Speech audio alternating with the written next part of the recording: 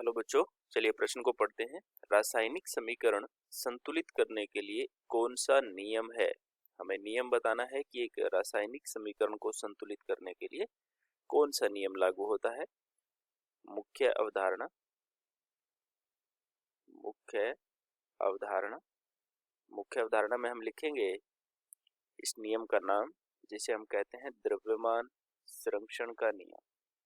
द्रव्यमान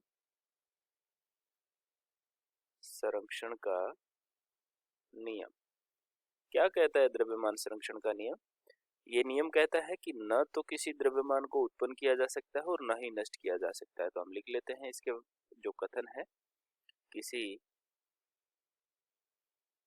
द्रव्यमान को न तो उत्पन्न किया जा सकता है, उत्पन्न किया जा सकता है और न ही नष्ट।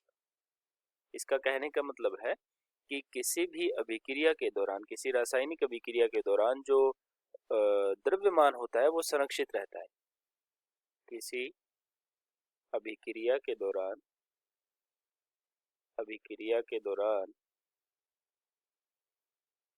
क्रिया कारकों का कुल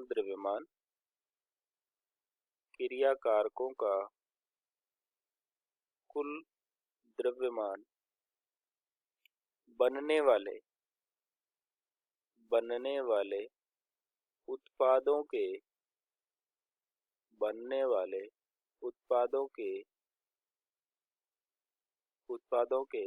कुल द्रव्यमान के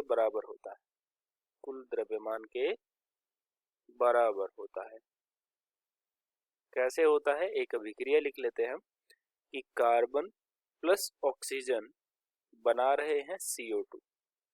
तो इस अभिक्रिया के अंदर हमें अगर देखना है कि यह अभिक्रिया संतुलित है कि नहीं है, तो हम देखेंगे कि इसके 12 ग्राम, यदि कार्बन के 12 ग्राम और ऑक्सीजन के 32 ग्राम मिलकर के CO2 बना रहे हैं, तो कितने ग्राम होने चाहिए CO2?